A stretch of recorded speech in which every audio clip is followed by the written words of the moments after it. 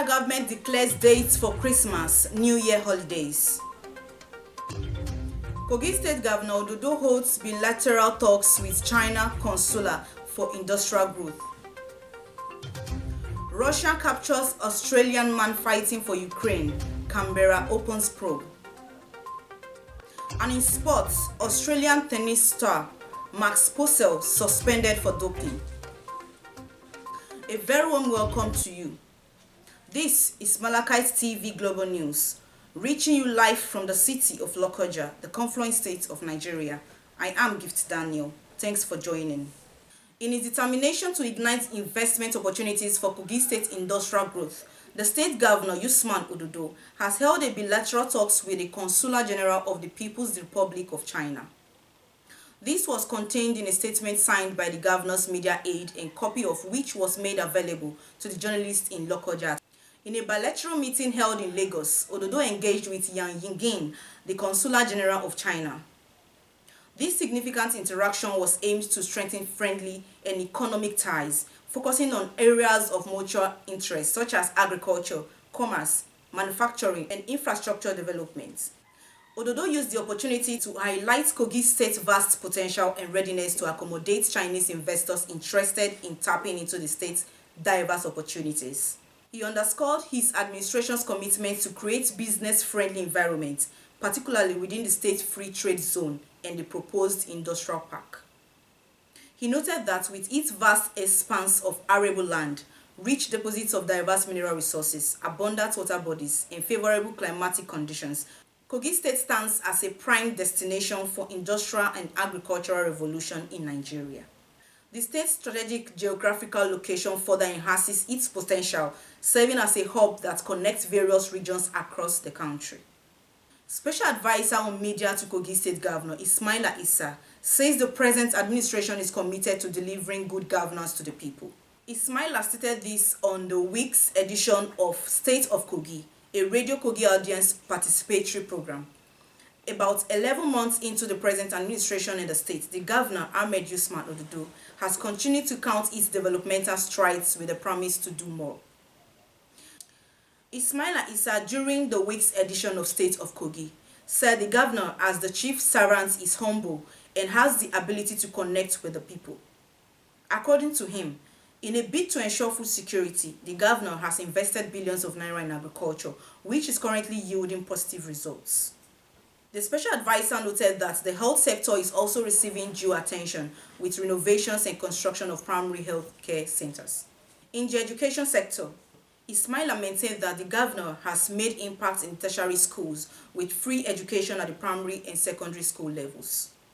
The EZI-UGA Clan Association, popularly known as EZI-UGA of Ibira Land of KOGI Central, have called on sons and daughters globally to reconnect to their origin and to celebrate their roots, saying it is imperative to connect to one another to continue to support unity and love their forefathers established to build a community void of hatred and bitterness. The chairman and father of the day during the occasion of marking the end of the year 2024 of the association in Lokoja said that coming and working together for progress of one another is the ultimate. Our reporter tells us more. The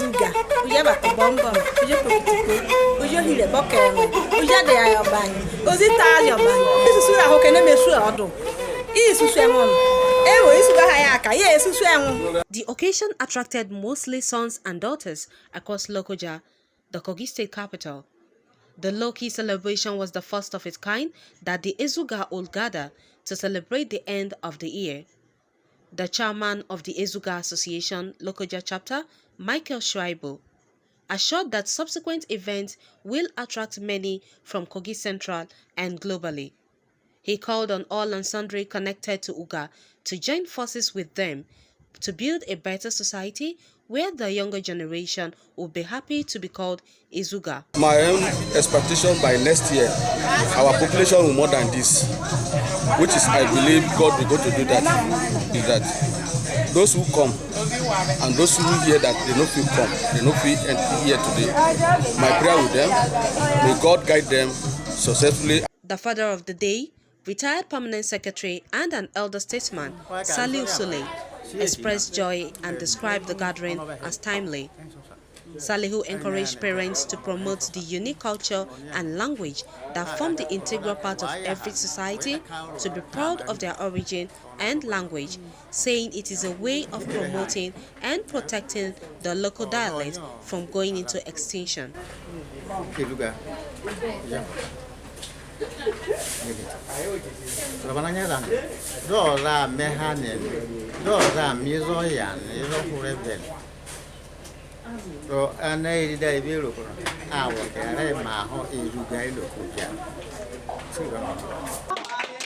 While Salihu Sule's wife charged women to honor their husbands at all times, saying it is the way to build a happy home, her husband commended the people for standing by one another in progress.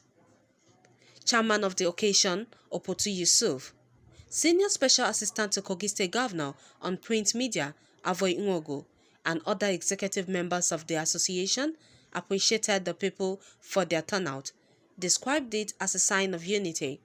Anybody without the roots, then it means you are doomed. So we are now trying to celebrate our heritage, known as OGA, Esusu extraction. And we are all the progenitor. Our progenitor is was just for the recognition and again to contribute further to the socio-economic development of our community. You see, Esusu means thinking aloud, trying to come out to help your brothers and sisters. Just like we say in English, be your brother's keeper. Something like that. We are not to find any ember of disunity or sentiment on earth, really. No. There's no individual in this world that doesn't have a root. So for me to connect to my roots is an advantage to me because OGA clan, we are people of love, full of love. We express love. We are concerned about one another. And the gathering of OGA Esusu clan is for us to promote one another and to be there for one another. Just recently I lost my husband. I remember how they all came together to support me, and I'm using this avenue to say thank you to all OGA clan, and I'm appreciating God for all He has done for me to be able to come out today by His grace. We are trying to modernize our ways of doing, especially heritageous. That in any religion, there is heritageous is welcome, but the model, the style you use in it, that is why we want our youths to know that it's not everything that is caused by either by masculine. Something about sitting down, knowledge, talks about knowledge, and what to achieve in this present world, and over a computer and other things like that. We are educating them to do better in life. I thank God for my life. To be in this clan, I thank God. I met myself in this clan. Opotu and others at the occasion commended the state governor, Ahmed Usman ODODO, for his achievements so far. It has been very marvelous because of the solid foundation he met. And this foundation was laid by the former governor, His Excellency EZI-UGA.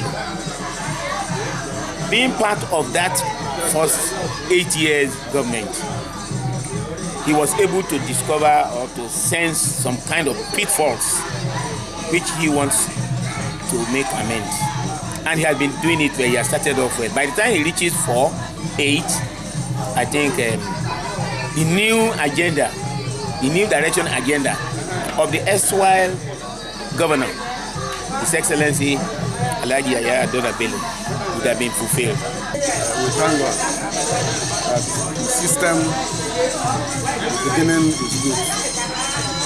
We also continue to pray that God gives him power and continue with this wisdom that he has already established for Kogi State. Not by proud or anything. We've seen where I was going, that the start is very, very good. And by God will, the end is also good. An empowerment program for selected youths was announced by an ICT expert, Abdulkarim Abdullahi. He encouraged youths to grab the opportunity the information, communication, and technology has provided to build themselves successfully. First of all, I thank God that I come from a unique clan of Ebira land. And also, I think it's very important for us to encourage one another. All I promise is based on encouraging our people to come in and make sure that this new establishment we establish in Lokoja come up with a very solid foundation. I promise of training the OGA children, a certain number that I have already promised them. And not only that, by special grace of God, we are going to improve on our children. Then the little education we have, we are going to impact on them. The UGA clan, among many others in Ibraland, has a unique culture popularly celebrated annually, tagged the return of Adiyaya, the equal bar that launches the celebration of Ekwechi Festival, which has continued to strive from generation to generation. Khadijat Mohammed, reporting for MLC TV. The federal government has officially declared Wednesday, December 25th, Thursday, December 26th, and Wednesday, January 1, 2025, as public holidays to celebrate Christmas, Boxing Day, and New Year's Day. This announcement was made by the Minister of Interior, Dr. Olubunmi Tunji-Ojo, in a statement issued on Monday and signed by the ministry's permanent secretary, Magdalene Ajani. Tunji-Ojo took the opportunity to extend festive greetings to all Nigerians, urging citizens to embrace the season's spirit of love, peace, and unity. He also stressed the importance of strengthening family and community ties, believing that fostering harmony at the local level is key to national development. Reaffirming the government's commitment, Tunji-Ojo assured Nigerians, saying the federal government is dedicated to ensuring peace, security, and prosperity throughout the country. He expressed confidence that President Bola Tinubu's renewed hope agenda would steer the nation toward greater prosperity by 2025. Minister of Works, David Umahi, has said that the Lagos-Calabar Coastal Highway is being constructed with safety and economic benefits considerations for the people in mind, stating that 20 kilometers of the road will be inaugurated by President Bola Tinubu in May 2025. Umahi stated this at the weekend during the inspection of the ongoing coastal road, stressing that the contractor handling the project was working to ensure the project would be completed before the deadline. According to the minister, the road will be made up of 10 lanes, 6 major and 4 service lanes, just as the road will be equipped with 24 hours light, security posts, medical facilities, and other infrastructures that will enhance its economic value. He said government acquired land by the corridor for infrastructure that would lead to return on investment on the road apart from tolling. The Nigerian Education Loan Fund, NEL Fund, has disclosed that the free access provided by the federal government for all students for interest-free loans would soon be altered as certain courses are likely to be barred from taking the loan. NEL Fund Managing Director Akintunde Sawyer revealed this at the weekend while speaking at a virtual conference organized by the Renewed Hope Global titled Students Loan Masterclass, Why, What, and How. He explained that the fund is looking forward to pursuing courses that align with the country's need, rather than giving out loans to those seeking certificates in fields with limited job opportunities to repay their loans.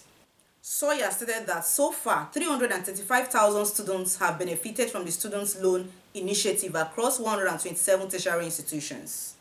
The federal government condoled with families of the victims of weekend stampedes in Anambra, Abuja, where no fewer than 39 people died. It also commiserated with the families of the kids crushed to death in Ibadan. The 3 disasters occurred during attempts to share palliatives to the vulnerable. Minister of Information and National Orientation Mohammed Idris, who conveyed the condolences, however, cautioned those politicizing the unfortunate incident, saying Tinubu's reset of the economy has nothing to do with the stampede's deaths. The minister said the tragedies were deeply saddening and underscored the importance of ensuring proper crowd management during such charitable activities, especially during the festive season. Acknowledging the noble intentions of organizers seeking to bring relief to vulnerable members of society, the minister admonished all individuals and organizations planning similar events to comply with the directive of the Inspector General of Police, Kayode Egbetokun, on liaising with the police formations for effective crowd control and security measures. Collaboration with the police and the National Emergency Management Agency, NEMA, is crucial to safeguarding lives and ensuring that such efforts to assist those in need do not inadvertently lead to further distress. Edo Police Command has urged the state government officials and other organizations to collaborate with the police in the distribution of palliatives or stop any stampede that could lead to death and injuries to citizens of the state. The command spokesman, Moses Yamo, said in a statement Sunday evening that the advice became necessary to ensure that palliatives were distributed in an organized manner free of chaos. Recall that at least 35 children were killed in Oyo State last Wednesday. Also, on Saturday, 22 people died in Anambra State, while 10 died in Abuja, where more than 1,000 people had gathered at a church to receive clothes and food palliatives. Nigeria's Minister of Information and National Orientation, Mohammed Idris, has called on journalists to draw inspiration from the exemplary life and work of late Rafat Salami, a respected journalist who contributed significantly to the growth of the profession in Nigeria. Idris made the appeal at the 3rd-day prayer session in her honor of the deceased at the Al-Habibiyah Mosque in the Gusampe district of Abuja, nation's capital. The Information Minister praised Rafat Salami's dedication and professionalism.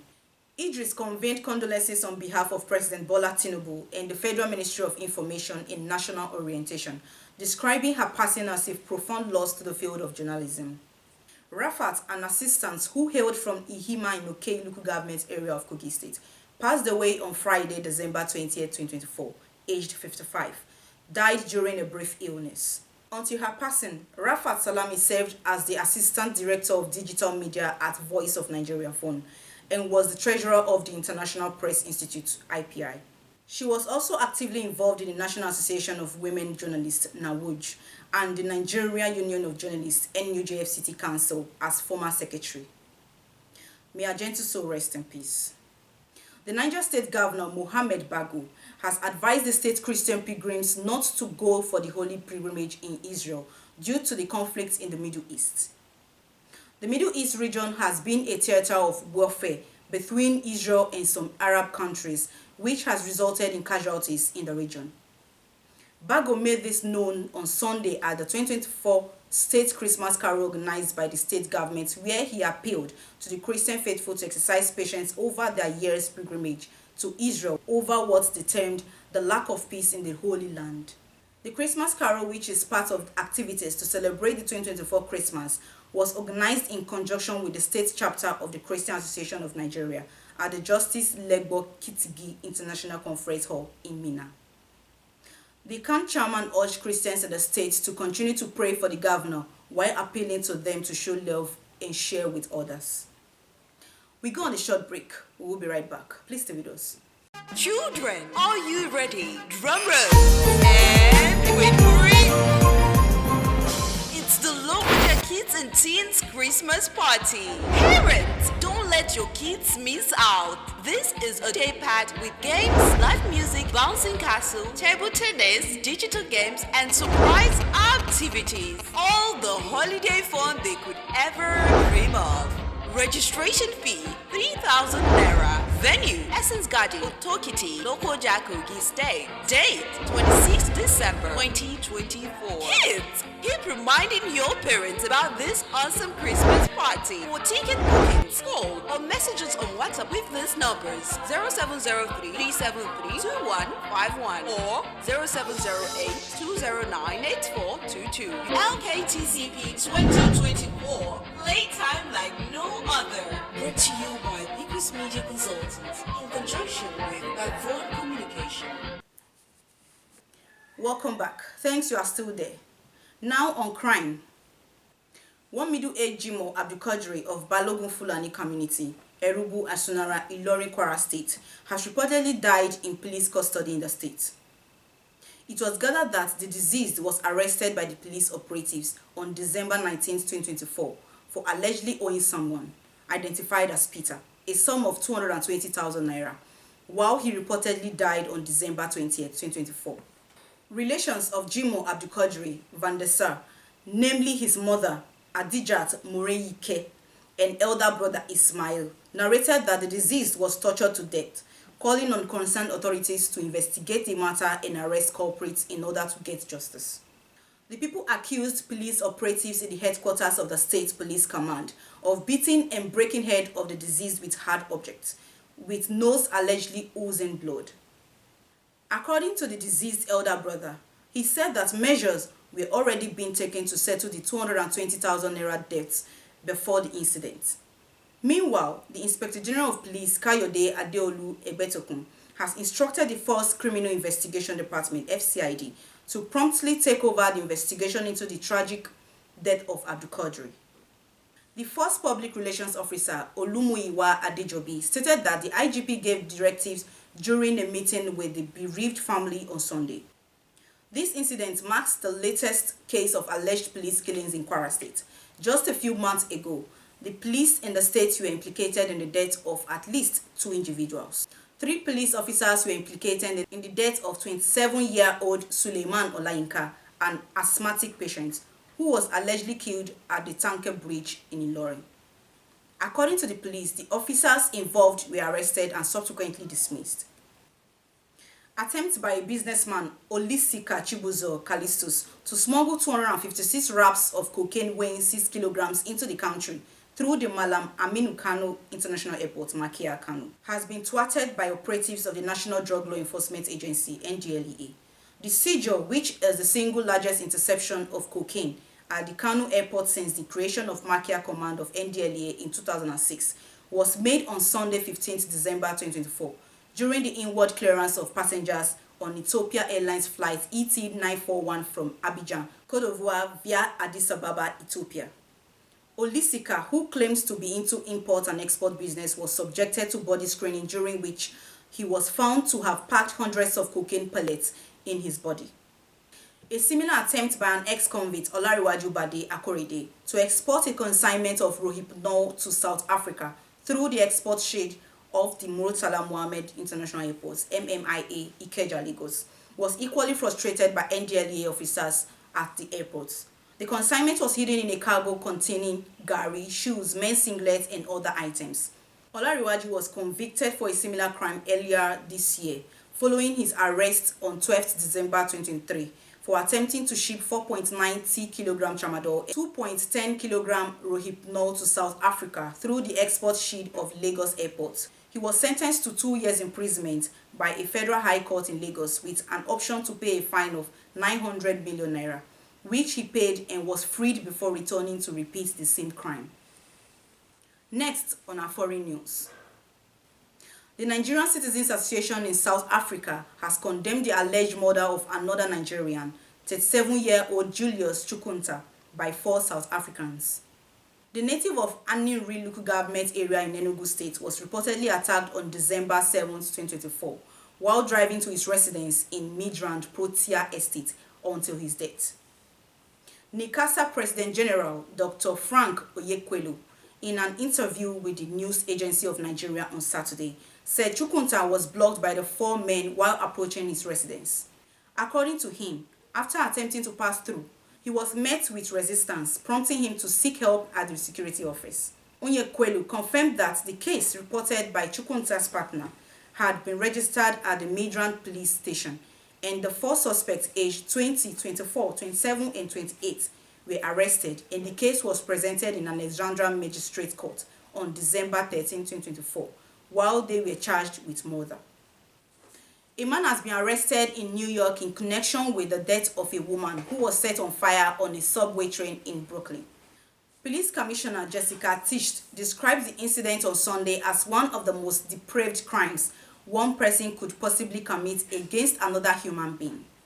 She said the woman was on a stationary F train to Brooklyn when she was approached by a man who used a lighter to ignite her clothing. At the scene, she said, adding that the suspect had been arrested following a tip-off from a group of high school students as he rode the subway later on Sunday. Police said the woman, who has not been named, was in a subway carriage of the Coney Island Stillwell Avenue station in Brooklyn at about 7:30 local time, where a man approached her. Officers said she was motionless when she was set on fire, but detectives were still establishing whether the victim was asleep. There was no interaction before the attack, police said, adding that they did not believe the two people knew each other. The man got off the train as police officers on patrol in the station rushed to the fire. The Australian government has reportedly initiated a probe after Russian journalists shared a video on Telegram showing the Kremlin forces allegedly manhandling a man from Australia. There are claims that the Russian forces captured the man, who identified himself as Oscar Jenkins, from the battlefield and he was fighting for Ukraine. The video shows the man with his hands tied with tape and being questioned roughly. While answering the questions, the man says he is 32 years old and previously lived in Australia. The video prompted a reaction from the Australian government, urging Moscow to adhere to international laws regarding prisoners of war. However, Australian Prime Minister Anthony Albanese cast doubt over the authenticity of the video, saying federal officials were working to ascertain the details and the facts. Next is sport updates.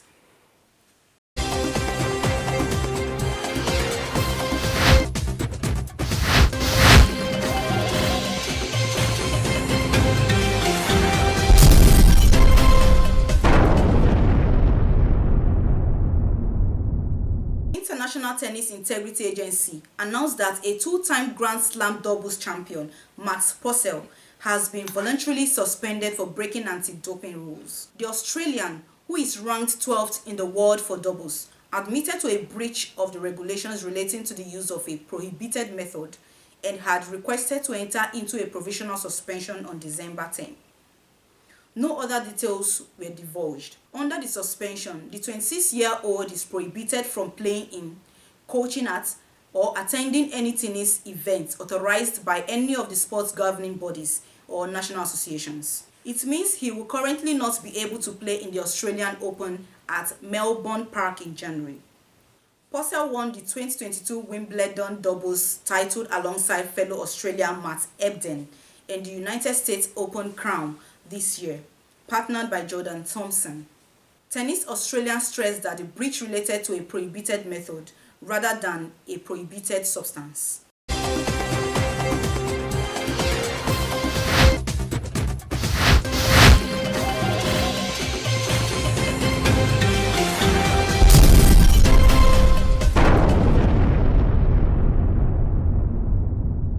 And from our entertainment desk,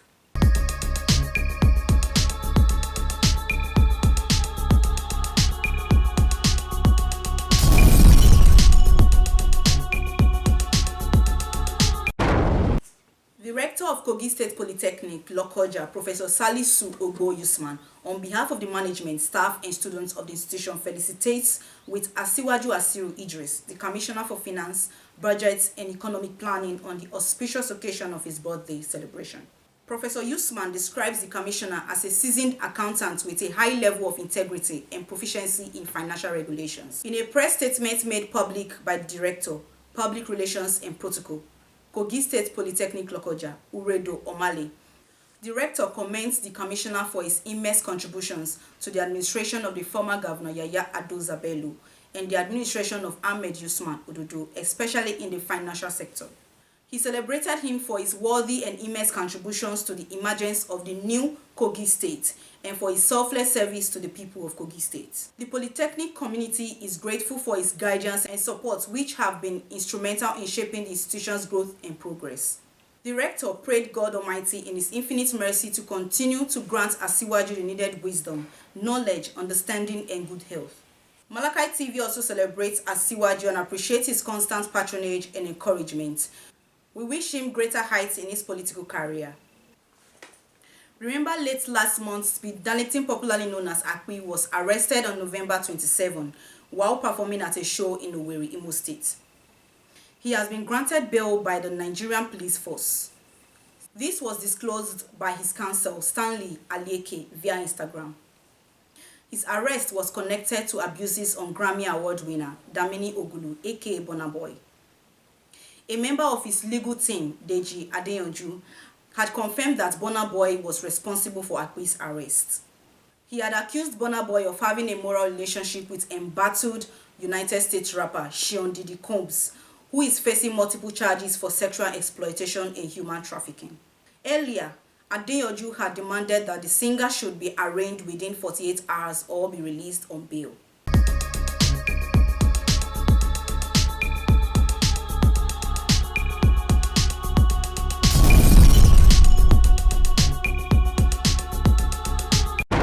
As the year comes to a close, Malachi TV would like to express our heartfelt gratitude to our loyal subscribers and viewers. We wish you a wonderful holiday season and a happy new year.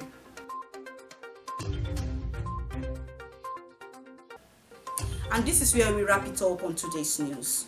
For more information or contributions and advert placements, please call the numbers displayed on your screen. Join us daily to watch our news and other exciting programs that will brighten your day. You can also subscribe to all our social media handles to watch our previous and subsequent programs. We are Malachite TV, reaching everywhere, informing everyone. Please be your brothers and sisters keeper to build a happier and better society together. Thanks for watching. I am Gift Daniel. See you tomorrow.